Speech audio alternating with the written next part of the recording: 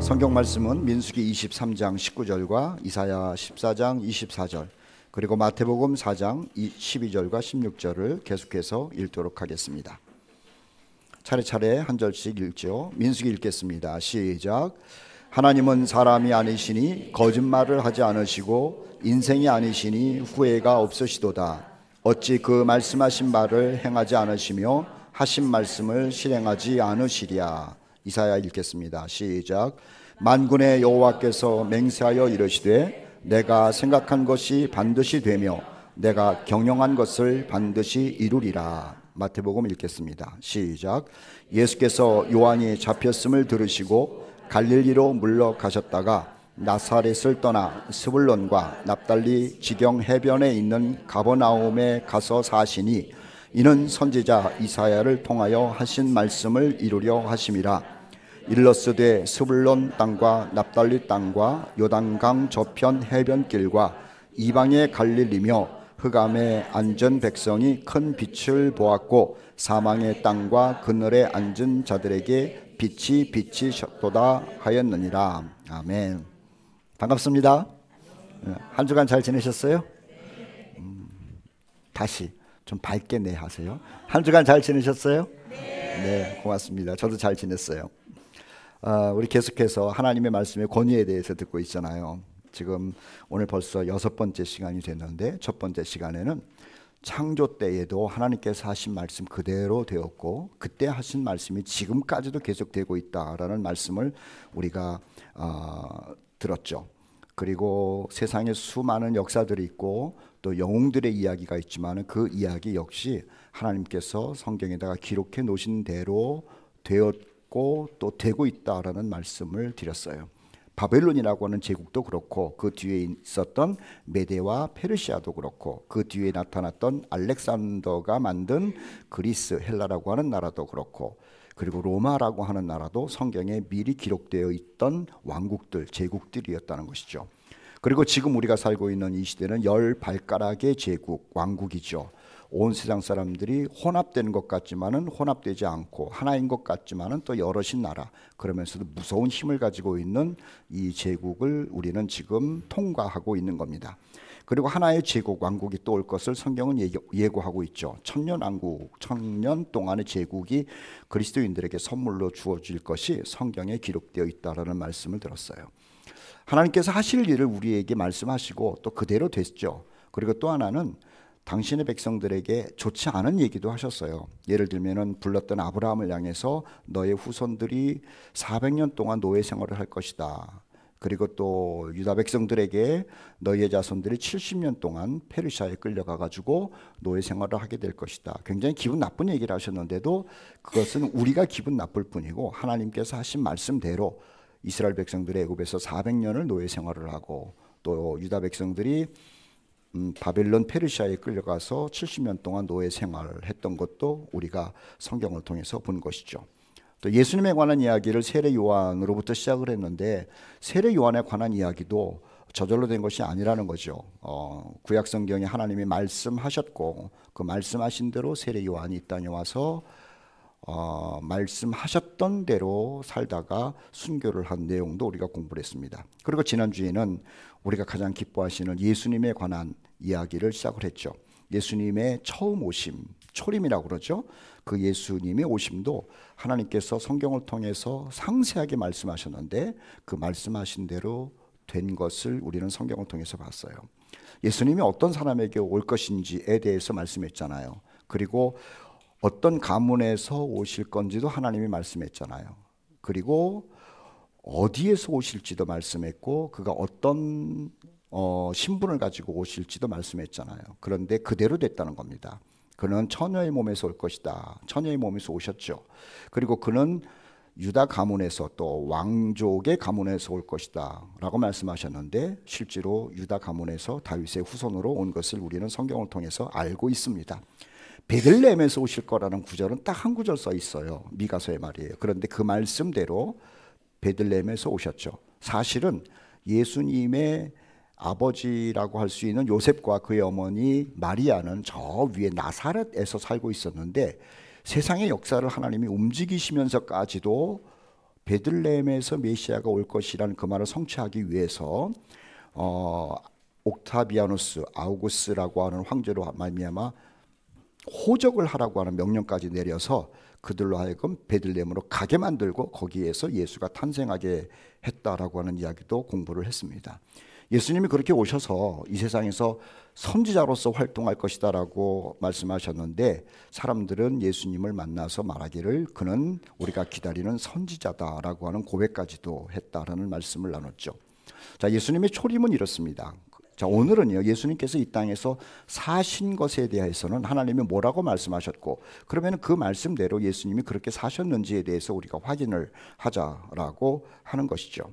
성경은요, 우리가 매주 반복해서 듣고 있지만은 살아있는 말씀이고 항상 살아있는 말씀이라고 강조하고 있어요. 히브리서 4장 12절과 베드로전서 1장 말씀에 그렇게 써 있죠. 하나님의 말씀은 살아있다. 그리고 살아있고 항상 있는 하나님의 말씀이다 라고 하는 겁니다. 중요한 말씀이라는 거예요. 여러분들은 누구랑 약속을 하면 기억을 하죠. 그리고 기억력이 좋음에도 불구하고 그 약속을 잊지 않기 위해서 핸드폰에다가 저장을 해놓기도 하고 알람을 만들어 놓기도 하고, 저 같은 경우에는 다이어리에다가 꼭 써놔가지고요 그날을 잊지 않으려고 그러는 거예요. 왜냐하면 중요하기 때문에 그런 것이죠. 하나님의 말씀은 살아있다, 항상 살아있다라고 하는 것은 굉장히 중요하다는 겁니다. 잊으면 안 된다는 거예요. 그래서 여러분들이 지난 한 주간을 살아오면서 그리고 앞으로도 사는 동안에 하나님의 말씀을 기억하고 있어야 되는 것이고 붙들고 있어야 되는 것이고 앞으로도 그래야 된다라고 하는 것이죠. 오늘 주제 말씀으로 돌아와 가지고요, 예수님의 삶을 성경은 어떻게 말씀을 했는지, 그리고 예수님이 사시는 동안 당신의 삶을 말씀한 그대로 사셨는지를 한번 확인해 보면 좋을 것 같아요. 성경에서는요, 예수님의 어린 시절을 이야기를 하고요, 또 예수님이 어디에서 활동할 것인지를 얘기를 하고요, 그리고 어떤 활동을 할 것인지를 기록을 해 놓았어요. 다시요. 예수님의 삶에 대하여 그분이 어린 시절은 어떻게 살 것이고, 그리고 그는 어느 지역에서 활동을 할 것이고, 그리고 그는 어떤 내용의 활동을 할 것인지에 대하여 성경에서 미리 말씀하셨다는 거죠.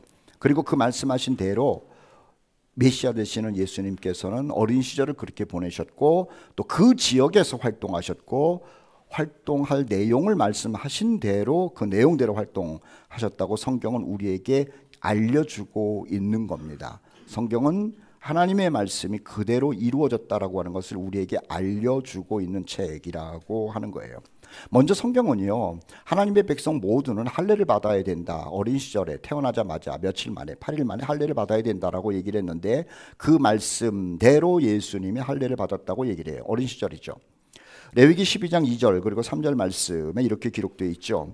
여인이 임신하여 남자를 낳으면 여덟째 날에는 그 아이의 표피를 뵐 것이요 라는 거예요. 유대인의 모든 남자들 뿐만 아니라 메시아로 오실 예수 그리스도까지도 태어나면 8일 만에 할례를 받아야 된다, 그리고 받을 것이다 라는 말을 한 것이죠.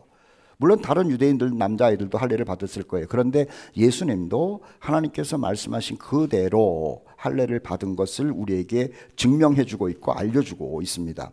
누가복음 2장 21절 말씀인데요, 할례할 8일이 되매 그 이름을 예수라 하니 곧 잉태하기 전에 천사가 일컫는 바대로 됐다라고 하는 거죠. 천사도 얘기를 했어요.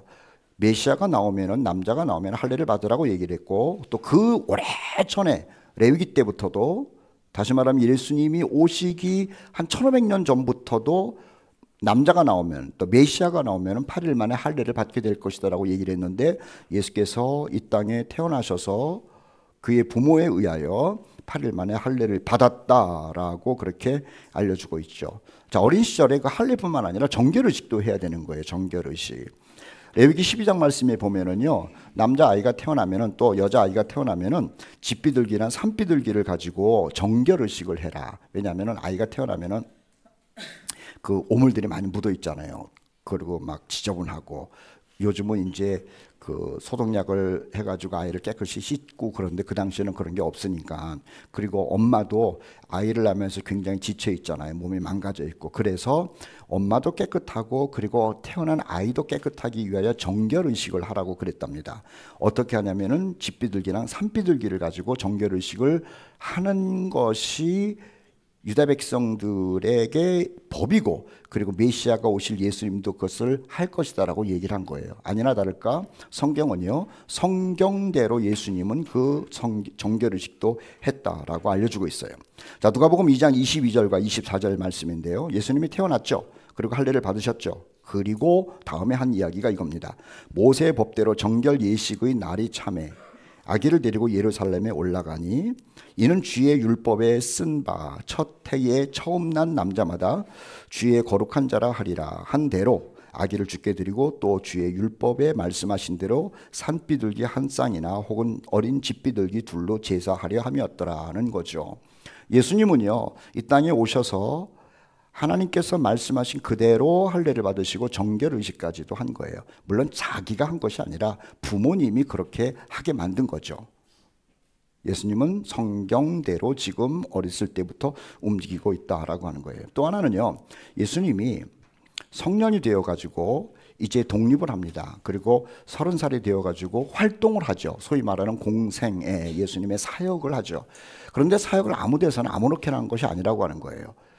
성경에 하나님의 아들 예수가, 그리스도가 이 땅에 오셔서 활동을 하시는데, 죽으시기 전에 활동을 하시는데 어디에서 어떤 활동을 하실 것까지도 기록이 돼 있죠. 그래서 그 기록된 대로 활동하시는 거예요. 예수님이 자기 마음대로 간 게 아니라는 겁니다.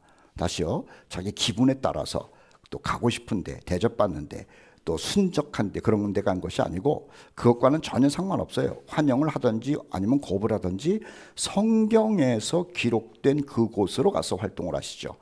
참 놀라운 일이에요.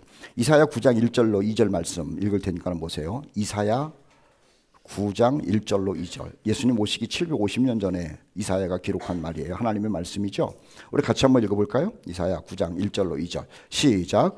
전에 고통받던 자들에게는 흑암이 없으리로다. 옛적에는 여호와께서 스불론 땅과 납달리 땅이 멸시를 당하게 하셨더니, 후에는 해변길과 요단 저쪽 이방의 갈릴리를 영화롭게 하셨느니라. 흑암에 행하던 백성이 큰 빛을 보고 사망의 그늘진 땅에 거주하던 자에게 빛이 비치도다. 이렇게 써 있잖아요.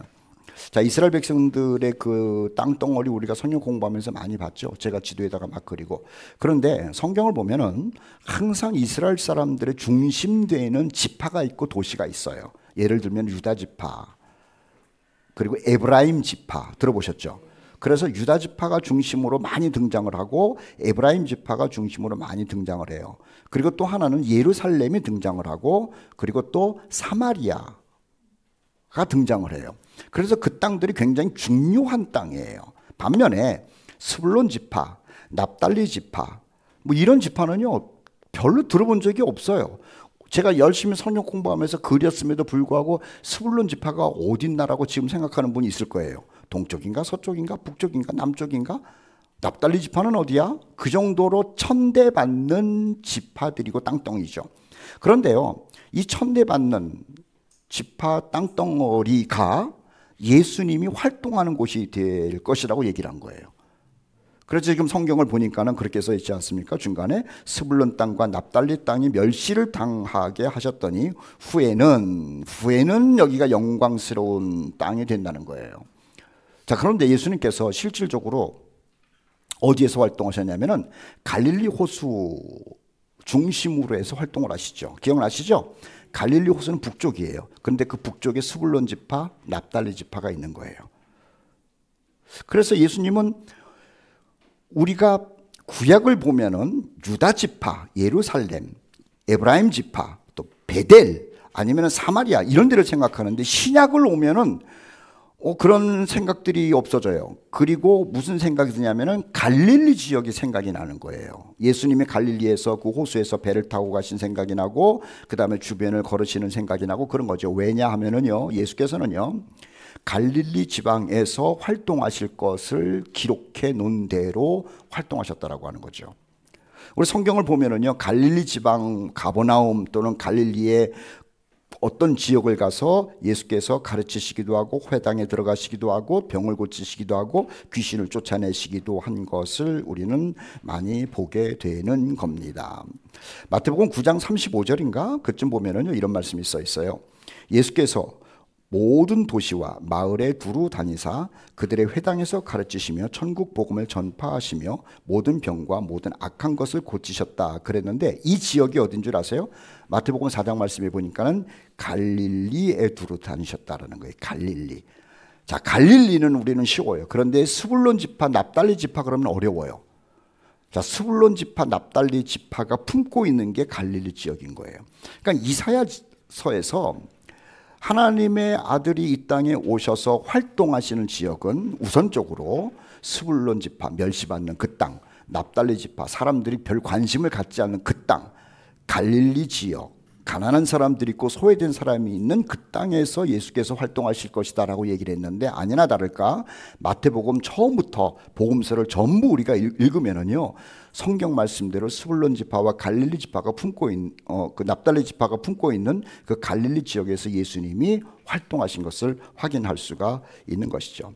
그래서 예수님은요, 갈릴리 지역의 가버나움이나 또는 무슨 그 지역을 다니시면서 거기에서 배를 타시기도 하고 거기에서 기도하시기도 하고 또 거기에서 사람들을 먹이시기도 하고 또 거기에서 사람들을 고쳐주시기도 하고, 그런 내용들을 우리가 성경을 통해서 보고 있는 것이죠. 이 말은 뭐냐면은 예수님의 어린 시절도 하나님의 말씀대로 보내셨다는 걸 얘기를 하는 거예요. 또 하나는 예수님의 사역도 성경에 기록된 대로의 장소에서 사역하셨다라고 하는 것을 우리에게 알려주는 거죠. 즉, 하나님께서는 하신 말씀대로 역사를 이끌고 가신다는 거예요.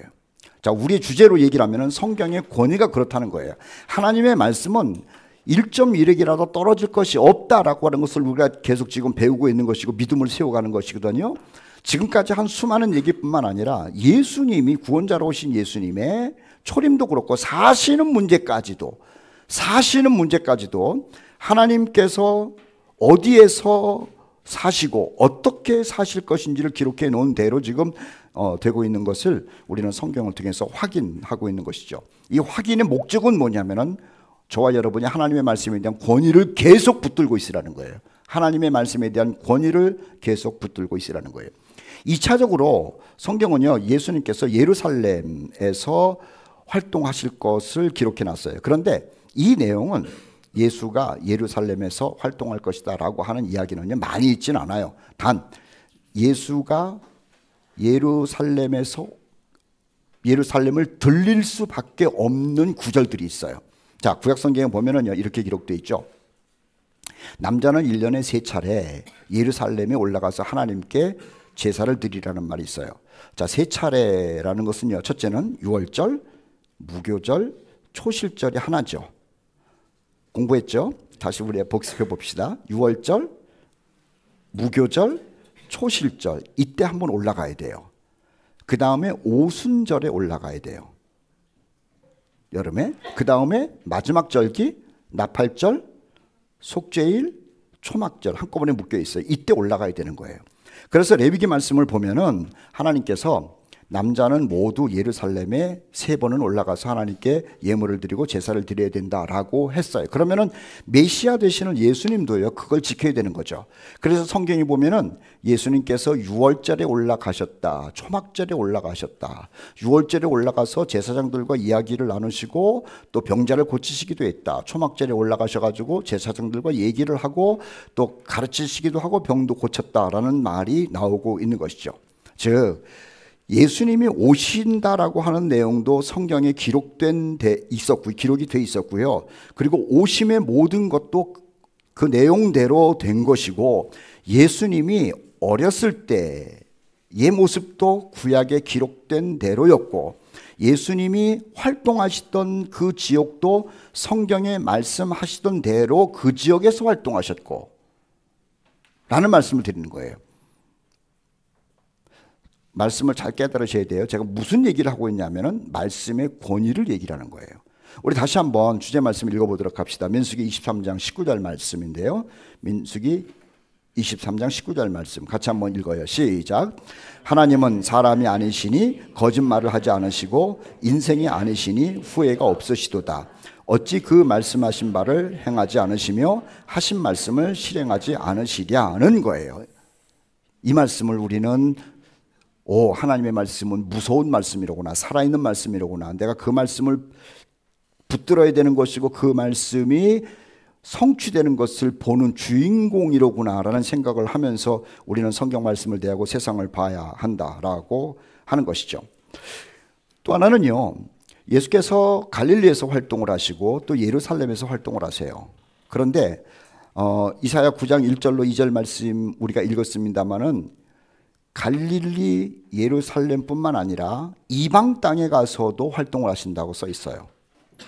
그런데 그 이방 땅이 어디냐면 갈릴리에서 조금 떨어진 이방 땅이래요. 저 멀리 무슨 뭐 그 아수르나 저는 뭐 그리스나 이런 먼 데 가는 것이 아니라 예수님이 갈릴리 그리고 예루살렘에서 활동을 하시는데 이방 땅에도 활동하신다. 그 이방 땅은 그렇게 먼 데가 아니라 갈릴리에서 조금 떨어진 이방 땅에서 활동을 하신다라는 것도 성경에 기록되어 있는데요.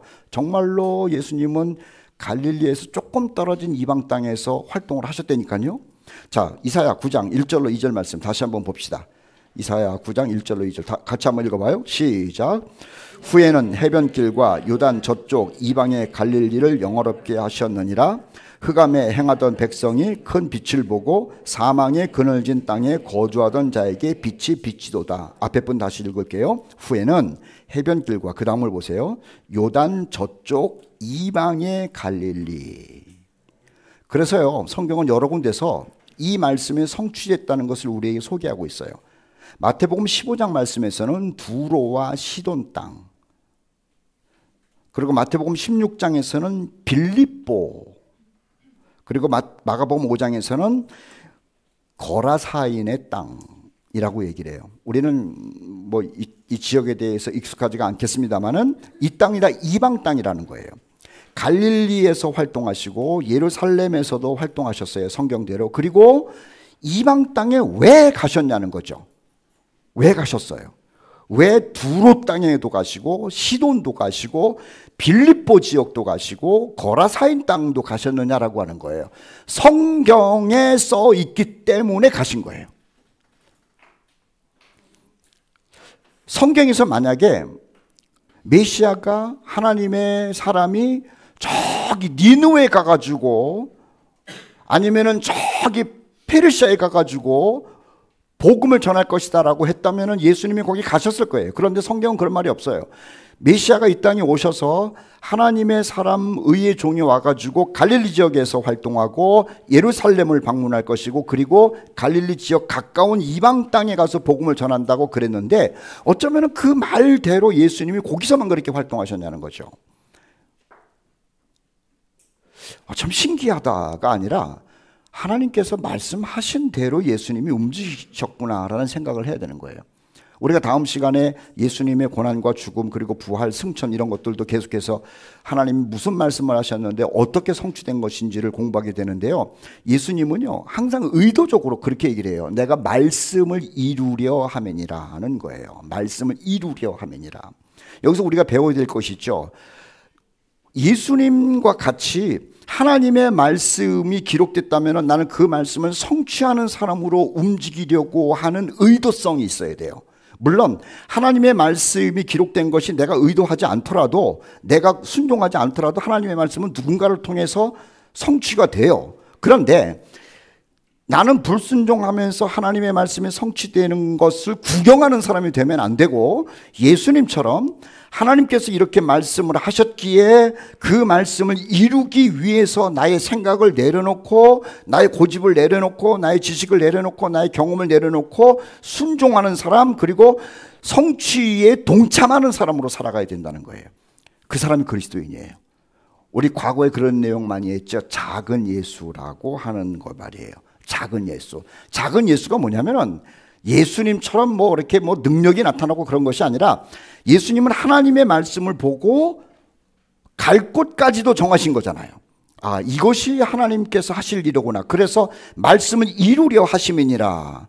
우리도 하나님의 말씀을 공부하면서 이 말씀을 이루는 사람으로 살아갈 때 우리를 전에 우리가 옛날에 많이 써먹었던 이야기처럼 작은 예수로 살아간다라고 하는 것이죠. 살다가 보면은요, 이런 얘기를 많이 해요. 마음에 원하는 대로라고 하는 거죠. 그런데 이 마음에 원하는 대로 살면은 다 망한다는 거 아세요?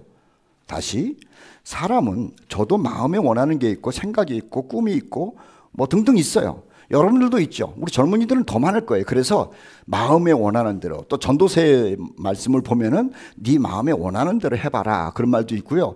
또 우리 요즘 세상에서는 우리 부모님들이 야, 네가 하고 싶은 걸 한번 마음껏 해봐라, 그런 것도 있잖아요. 그런데 굉장히 위험한 게 마음에서 끌고 가는 대로 하면 다 망합니다.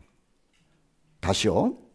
내 마음에서 좋은 것, 내 마음이 원하는 것, 내 마음이 기뻐하는 것대로 따라가면 다 망해요. 정말로 다 망해요. 왜냐하면 예레미야 선지자를 통해 가지고 하나님께서 말씀하시기를 인간에게 있어서 가장 부패된 게 마음이라고 그랬어요. 가장 부패된 게. 여러분들은 여러분 자신을 믿어요, 못 믿어요? 고마워요. 정말 고마워요. 여러분 자신의 마음을 믿었다가는 다 망하는 겁니다. 사람은요, 어리석을 뿐만 아니라 이 마음이 부패된 거예요. 그런데 사람들은 어리석다는 그 말을 거부하죠. 하나님은 인간은 어리석다라고 얘기를 하는데 인간은 어리석지 않다고 하나님의 말씀을 거부하는 거예요. 하나님은 인간의 마음이 가장 부패된 마음이라고 얘기하는데 인간은 그게 싫은 거예요. 하나님은 인간은 거짓되고 포악하고 음란하고 죄된 것이고 악을 좋아한다고 얘기를 하는데 인간은 내 마음은 그렇지 않다고 거부하는 거예요. 심지어는 다른 사람은 그럴지 모르지만 나는 아니라는 것으로 자꾸 커버치는 게 많은 거예요. 성경은 아니에요. 의인은 없나냐? 하나도 없다. 선을 행하는 사람도 없고 선을 찾는 사람도 없다. 그게 그거라는 거예요. 그러면 하나도 없다 그러면 저도 거기에 해당되는 것이고 여러분도 거기에 해당되는 거예요. 그래서 우리가요, 세상의 논리로 네 하고 싶은 대로 다 하라고 그러면 이건 다 망하는 거예요. 내가 하고 싶은 대로 하는 것이 자유야. 그래서 이 마음을 쫓아가면 다 망하는 거예요. 여러분, 마음을 쫓아가라고 그러지 말고 성경은 뭐라 그러냐면요, 성령을 따라 행하라는 거예요. 그래서 성령은 하나님께서 주신 마음이죠. 이 성령은 하나님께서 주신 마음을 성령의 소리를 들으면서 쫓아가면은요, 그 사람은 성공해요. 그 성공이라고 하는 것은 평강을 얘기하는 거예요. 형통을 얘기하는 거예요. 하나님과의 교제를 얘기하는 거예요. 그런데 성령을 따라서 행하지 않고 내 마음을 가지고 따라가면은요, 다시요, 계속 반복해서 미안합니다만은 망하는 거예요. 망하는 것. 그래서 우리는요, 성령의 음성을 듣기 위해서 하나님의 말씀을 펼치는 거예요. 성령의 음성을 따라가기 위해서 기도하는 거예요. 자연인으로서 성경을 보지 않고 성령의 뜻을 알 수도 없고, 또 성경을 보고 성령의 뜻이 무엇인지를 알았다 하더라도 기도하지 않으면 능력이 없어서 못 쫓아가는 거예요. 그래서 하나님의 말씀을 내가 읽음으로 인하여 성령의 뜻을 밝히 알게 되고, 밝히 안 그 성령의 뜻을 따라가기 위하여 하나님의 도우심으로 가기 위하여 하나님께 간절히 기도한다라고 하는 것이죠. 그래서 하나님의 말씀과 기도는 쌍두마차인 거예요. 지난번에도 얘기했잖아요. 여러분, 성경 읽지 않으면요, 그리스도인으로서 계속해서 뒤처집니다. 기도하지 않으면 머리만 커져가지고 교만해지고요, 세상 속에서 살아간다라고 하는 거예요. 그래서 몇 주 전에 얘기했잖아요. Read the Bible, 성경을 읽어라. 두 번째, 기도하라, repent. 세 번째, 그렇지, ready to meet the Jesus Christ. 예수님을 만날 것을 준비하라. 한번 따라해 봅시다. 성경을 읽어라. 회개하며 기도해라. 주님을 기다려라. 내가 만든 얘기인데 참 멋있는 것 같아요. 그래서 또 얘기하는 거야. 자, 보세요, 여러분. 예수께서는 무슨 일을 하셨느냐? 성경에 기록된 대로 생각하고 성경에 기록된 대로 행동한 거예요. 성경에서 말하기를 어린 시절이 이렇다라고 한 것처럼 그의 부모에 의해서 어린 시절을 보냈죠. 성경에서요, 의로운 종, 고난받는 종, 메시아가 오고 나면 그는 갈릴리 지역에서 활동할 것이고 예루살렘에 방문할 것이고, 그리고 이방 땅, 갈릴리 가까운 이방 땅에서 활동할 것이라 그랬는데 주님의 움직임이 그랬다는 거죠. 주님의 삶이 그랬다는 거예요. 우리는 예수님이 왜 저기 가셨느냐라고 질문을 안 해요. 성경 말씀대로 가셨구나라고 답을 말하는 사람이에요. 또 하나는 예수님의 어린 시절 그리고 예수님의 활동 지역도 말씀하셨는데 예수님의 활동이 어떤 것일지도 말씀하신 거예요. 십자가에서 못 박혀 돌아가시기 전에 이 땅에서 공생애를 하면서 어떤 활동을 하실 것인지를 말씀하셨다라고 하는 것이죠. 이사야 61장 1절로 2절 말씀인데요. 이사야 61장 1절로 2절. 예수님이 십자가에 못 박히시기 전에 사시는 동안에 하실 일이 이렇게 기록되어 있어요. 같이 한번 읽어보도록 하겠습니다. 시작. 주 여호와의 영이 내게 내리셨으니 이는 여호와께서 내게 기름을 부으사 가난한 자에게 아름다운 소식을 전하게 하려 하심이라.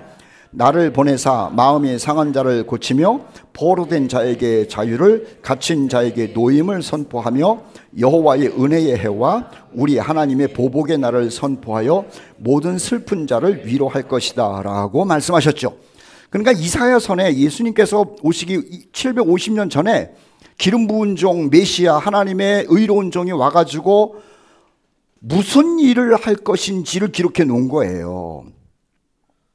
그런데 마태복음 4장 23절 말씀에 보면은 지금 읽었던 이사야 61장의 말씀을 요약해가지고 이렇게 예수님이 활동하셨다는 것을 기록해 놓았죠. 우리 같이 한번 읽어보도록 합시다. 마태복음 4장 23절 시작. 그들의 회당에서 가르치시며 천국 복음을 전파하시며 백성 중에 모든 병과 모든 약한 것을 고치셨다 이렇게 말하고 있는 거예요. 다시 이사야 63장 61장 말씀을 보십시다. 제가 한 번 더 말씀을 설명할게요. 여호와의 영이 내게 내리셨다. 이거 메시아를 말하는 거예요. 여호와께서 내게 기름을 부으사. 이거 예수님을 얘기를 하는 거죠. 그런데 이분이 오셔서 가난한 자에게 아름다운 소식을 전했다는 거예요. 여기서 아름다운 소식이라고 하는 것은 천국 복음을 얘기를 해요. 천국 복음, 하나님의 나라에 대한 이야기를 얘기를 하는 거예요. 너무 좋은 거예요. 왜냐하면 본인이 거기서 살다가 오셨잖아. 살다가 오신 거예요. 그러니까 북한에서 온 사람은 와가지고 무슨 얘기할까요? 북한 얘기만 하는 거예요. 왜냐하면 남한에 관한 이야기는 모르는 거예요. 미국에서 살다가 온 사람은 오면은요 미국 얘기만 하는 거예요. 저랑 집사람이랑 가끔 여러분들과 교제할 때 미국에서는 하면은 여러분 듣기 싫잖아요.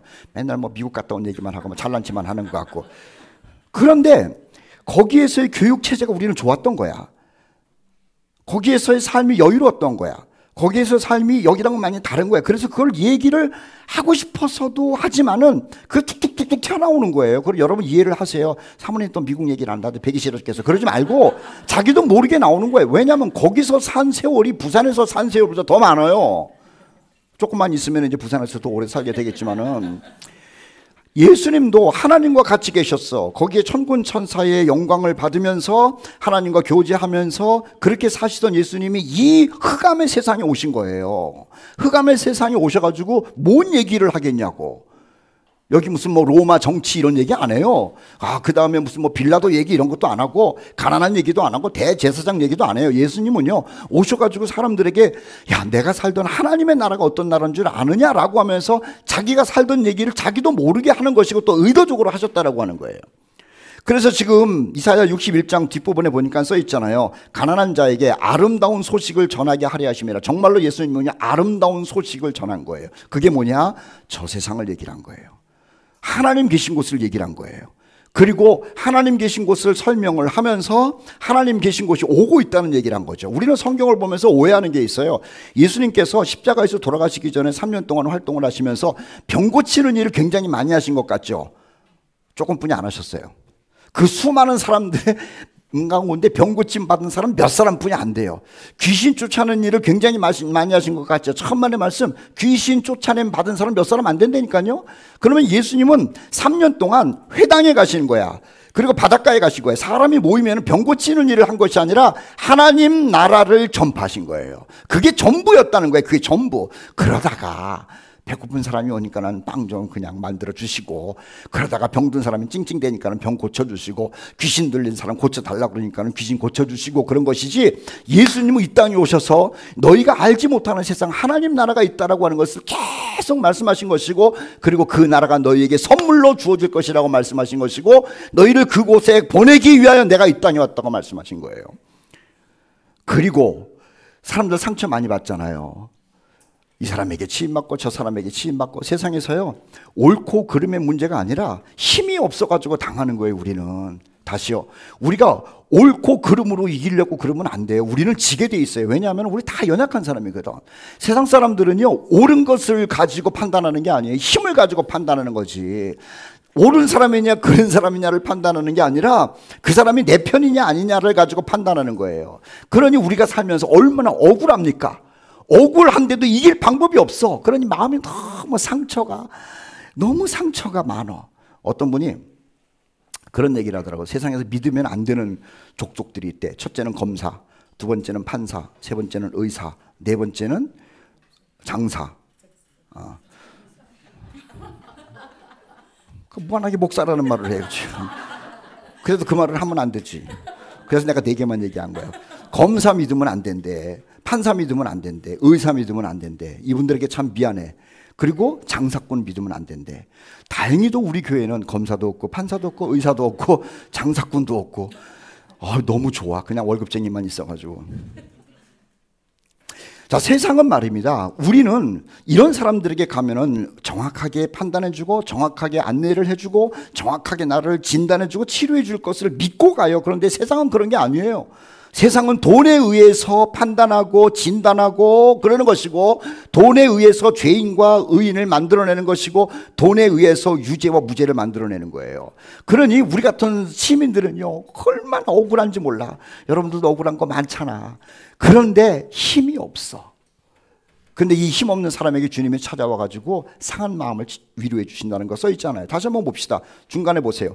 아름다운 소식을 전하게 하려 하심이라 나를 보내사 마음이 상한 자를 고치며.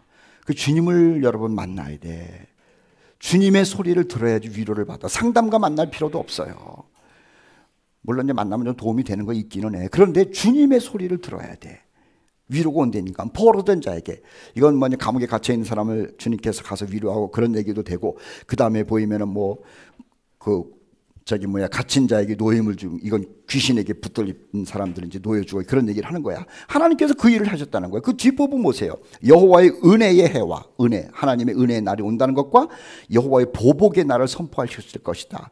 말하면 악인들 하나님이 심판하실 것도 예수님이 다 말씀하셨잖아. 이 말이 뭐냐면은 그냥 하나님의 은혜 가운데, 예수를 통해서 은혜 가운데 우리가 모든 것을 다 해결받을 것이라는 얘기를 지금 하고 있는 거예요. 예수님이 오셔서 이 일을 하셨다는 거야. 자, 마태복음 4장 23절 다시 읽을게요. 예수님이 오셨어. 사는 동안 무슨 일을 하실 건지 이사야 63장에 말씀하시고 그대로 회당에서 가르치시고 천국 복음, 좋은 복음, 해방의 복음 전파하시고, 그리고 백성들 가운데 오는 사람들 병도 고치고 악한 것을 고쳐주시면서 치료하셨다는 말씀을 알려주면서 하나님의 말씀대로 주님 움직이셨다라고 하는 것이죠. 저는요, 이렇게 설교 준비를 하고 하나님의 말씀을 전할 것을 이제 집에서 상상하고 기도하고 그러잖아요. 요즘 굉장히 제 마음이 좋은 게 뭐냐면은 예수님 얘기를 하는데 참 좋아. 예수님께서 어떤 모습으로 오실지 성경에 기록된 대로 우리 주님 오셨고, 예수님이 어떤 사역을 하실지 기록된 대로 예수님께서 사역하셨다는 것을 발견하는데 너무 좋은 거야. 여러분, 예수님을 알아가는 그 행복과 기쁨, 그리고 터질 듯한 그 감동, 우리 온 코너스톤 형제들 같이 느끼기를 주님의 이름으로 축복합니다. 예수 이야기는요, 이 생명이에요. 기쁨이에요. 감당할 수 없는 능력이라고 하는 거예요. 사랑하는 성도 여러분, 예수님을 아는 것을 넘어서서 이 예수님이 우리의 삶 가운데, 우리의 가난한 삶, 억울한 삶, 속삭한 삶, 병든 삶, 상처받은 삶을 온전히 치료받고 위로받는 능력의 예수님이 되시기를 주의 이름으로 축복합니다. 우리는요, 하나님의 말씀에 대한 권위를 지금 듣고 있는 거예요. 그 말씀을 신뢰하십시오. 그리고 지금은 우리는 어떤 위치에 있냐면요, 하나님의 말씀이 기록된 것이 성취되는 과정 가운데 지켜보는 사람들이라고 하는 거예요. 매주 얘기하잖아요. 붉은 말, 그 다음에 또 흰 말, 또 청황색 말, 검은 말. 우리는요, 이 시대 가운데 주님께서 이런 말씀을 하셨는데 이대로 될 것이다라고 얘기를 했는데요, 아직은 성취되는 안 됐어요. 그런데 말씀하신 대로 성취되는 그 과정 가운데 있는 주인공들이라고 하는 거예요. 우리는 이런 것을 보면은요, 두려워할 것이 아니라, 내가 하나님의 말씀 성취되는 것을 보는 증인으로서 지금 살고 있구나라는 생각을 하는 거예요. 지난주 말씀을 마치고 예배 끝나고 소그룹 모이기 전에 성결이가 찾아와가지고, 목사님, 내년은 무슨 해인 줄 아세요? 그러더라고.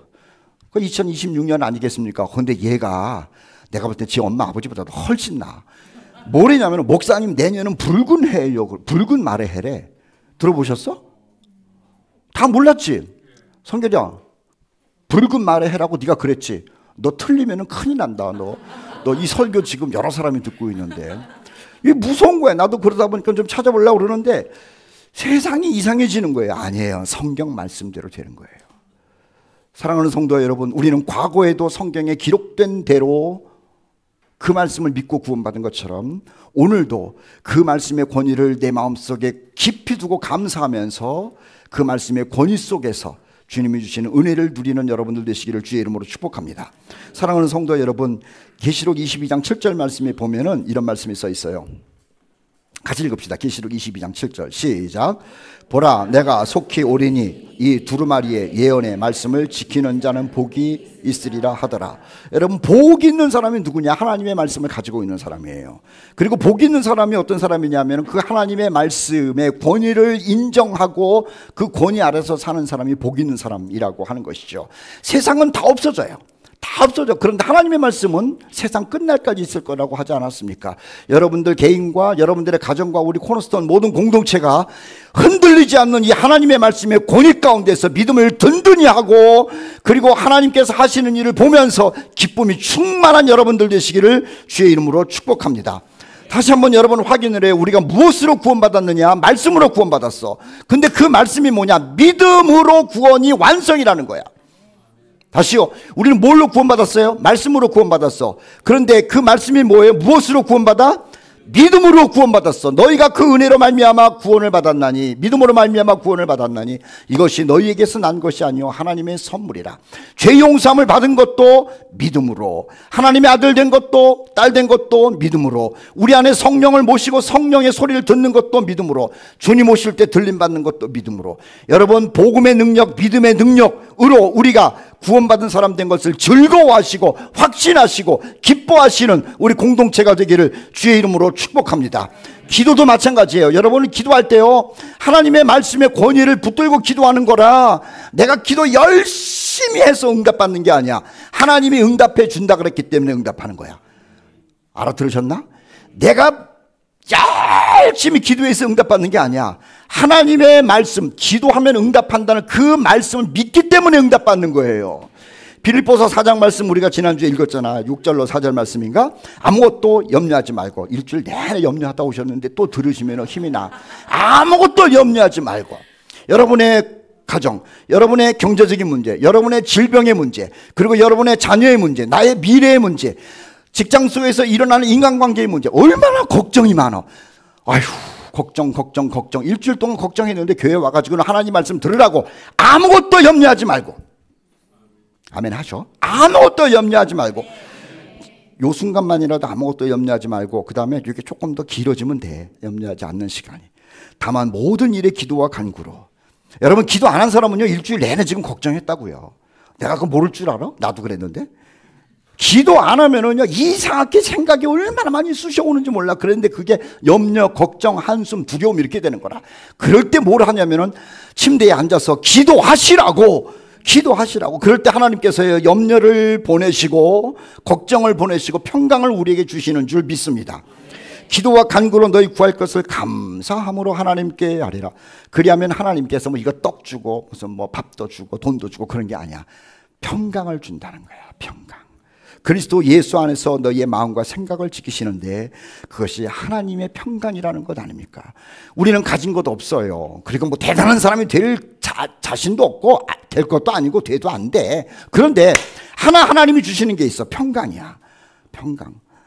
이 험하고 무섭고 두렵고 끔찍한 세상 속에서 하나님께 기도하는 가운데 그 말씀대로 기도하면 하나님이 하나님의 평강을 준다 그랬는데 우리 평강을 모두 누리는 형제 자매들 되시기를 주의 이름으로 축복합니다. 또 하나는요, 여러분 옆에 누가 있어요? 천사가 있어. 하하, 한번 만져보이소. 정말 천사가 있어. 저는 언제부터인가요? 내 안에는 성령이 계시지만은 내 옆에는 천사가 있다는 생각이 자꾸만 더 집중적으로 오는 거야. 여러분 혼자 걸어가지 않았어요. 매일 성령이 여러분 안에 있었다고. 자꾸 성령을 도외시하니까는 그냥 없는 것 같이 느껴지고 그랬지만은 아니야.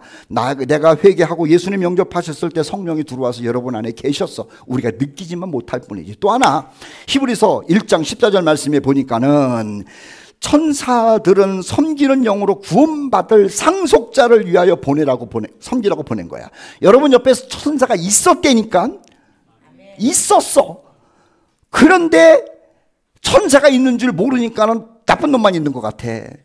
속색이는 놈만 있는 것 같아.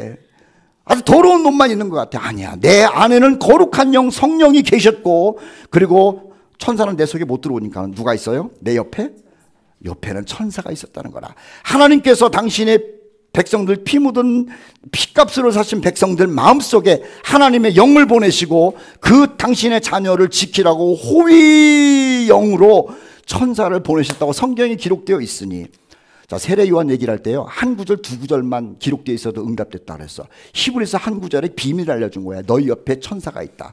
여러분 옆에 천사가 있는 것을 기뻐하고 즐거워하고 감사하면서 멋지게 사시기를 축복합니다. 우리 젊은 청년들 말이야, 세상에 유혹 많잖아. 니네 옆에 천사가 있어. 한경아, 응? 유은아, 네 옆에 천사가 있어. 쟤는 아멘도 안 하고 웃기만 해 그냥. 봄이 어딨냐? 네 옆에 천사가 있어. 시들시들하게 아멘하면 돼. 우리 옆에 천사가 있고 우리 안에 하나님의 영이 있다고 주님이 말씀하셨는데, 이 말씀은 농담이 아니에요. 이 말씀은 농담이 아니에요. 우리가 그것을 막 의식한다고 그래가지고 성령이 계시고 천사가 계시고 그게 아니야. 사실은 우리가 예수님을 믿는 믿음이 있으면은요, 내가 의식을 못하더라도 심지어는 죄를 짓더라도 여전히 성령이 내 안에 계시는 거야. 여전히 하나님이 보낸 우리를 섬기라고 하는 천사가 있는 거야. 왜냐? 하나님의 말씀은 권위야. 내 기분에 따라 가지고 성령이 계시고 천사가 왔다 갔다 하는 게 아니라 하나님의 말씀은 나의 기분과 환경과 상관없어. 구원도 나의 기분과 상관없이 믿음으로 받는 거야. 성령이 내 안에 계시고 천사가 나를 옆에서 지키는 것도 나의 기분과 상관없이 하나님의 말씀의 권위 때문에 안에 계시고 옆에 있는 거야. 사랑하는 성도 여러분, 주의 말씀을 생각하면서 이 말씀의 권위의 능력을 꼭 생각하시면서 승리하시기를 주님의 이름으로 축복합니다. 여러분들이 하나님의 백성이기에 되어지는 모든 일들이 합력하여 선을 이룰 거예요. 의심하지 마세요. 왜요? 내가 잘하기 때문이 아니에요. 하나님의 말씀의 권위가 그런 거예요. 우리 로마서 8장 28절 다시 한번 같이 한번 읽어보겠습니다. 시작. 로마서 8장 28절 시작. 우리가 알거니와 하나님을 사랑하는 자 그의 그 뜻대로 부르심을 입은 자들에게는 모든 것이 합력하여 선을 이루니라. 내가 하나님 앞에서 잘못하기 때문에 이 말은 합력하여 선을 이루는 거랑 나랑 상관없어. 내가 죄를 지었기 때문에, 내가 봉사를 안 했기 때문에, 내가 무슨 나쁜 생각도 하고 그냥 나는 믿음이 없기 때문에, 천만의 말씀 그런 것과 아무 상관없어. 내가 회개하고 예수님을 내 구주로 영접하고 내 안에 성령을 모시고 하나님의 자녀가 됐다면은요, 좀 그러면 안 되지만 실수를 하고 넘어지고 심지어는 죄를 짓는다 할지라도 또 좋은 일을 하고 헌신을 하는 모든 것을 하나님께서는 요리를 하셔서 합력하여 선으로 이루신다는 거라. 나의 느낌과 나의 태도가 문제가 아니에요. 하나님의 말씀의 권위라고 하는 거예요. 사랑하는 우리 코너스톤에 있는 모든 형제 자매 여러분, 세상은 하나님의 말씀을 골동품으로 여기고 우습게 여기고 농담으로 여겨요. 정말 농담으로 여겨요. 성경 읽는 사람을 우습게 여겨요. 그래도 무슨 철학책이나 돈 버는 책이나 요즘 무슨 AI 책 무슨 이런 거를 읽어야지 꿈이 뭐가 된다. 천만의 말씀. 하나님의 말씀은 능력이 있는데 우리 어르신들도 하나님의 말씀 권위를 인정하고, 특히 우리 젊은이들 청년들이요, 하나님의 말씀 살아있다는 것을 인정하고 이 말씀을 붙드는 가운데 하나님의 말씀에 이루어지는 것을 알고 말씀을 끝까지 사랑하고 끝까지 존귀히 여기는 놀라운 주인공들 되시기를 주님의 이름으로 축복합니다. 누가복음 1장 45절 읽고 마치죠. 누가복음 1장 45절 다 같이 읽어봐. 누가복음 1장 45절 시작. 주께서 하신 말씀에 반드시 이루어지리라고 믿은 그 여자에게 복이 있도다. 이거요, 엘리사벳이라고 하는 여인이 임신을 한 마리아에게 한 얘기예요. 마리아가 결혼도 안 했는데 애를 뱄으니 얼마나 불안하고 두렵고 막 그러겠어. 근데 엘리사벳이 와서 얘기하기를, 마리아야, 하나님의 말씀이 이루어지는 것을 네가 믿었는데 네가 복 있는 사람이라는 거야. 누가 복이 있는 사람이냐? 우리는 우리에게 주신 하나님의 말씀의 권위를 알고 믿고 있는 코너스톤의 형제 자매들이 정말로 복 있는 사람인 줄 믿습니다. 찬양합시다. 주님의 시간에 그 뜻 이루어지리.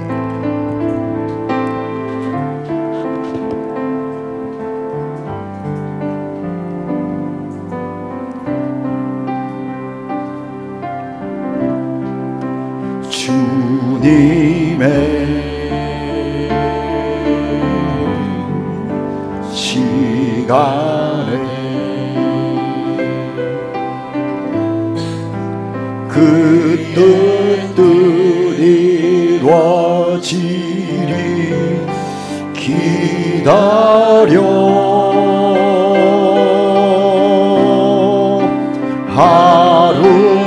하루하루 살 동안 주님 인도하시니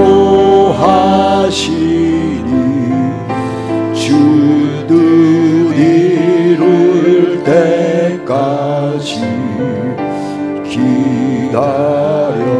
주님의 시간에 주님의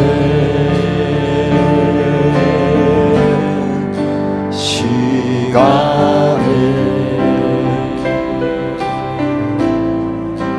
그의 뜻 이루어지리 기다려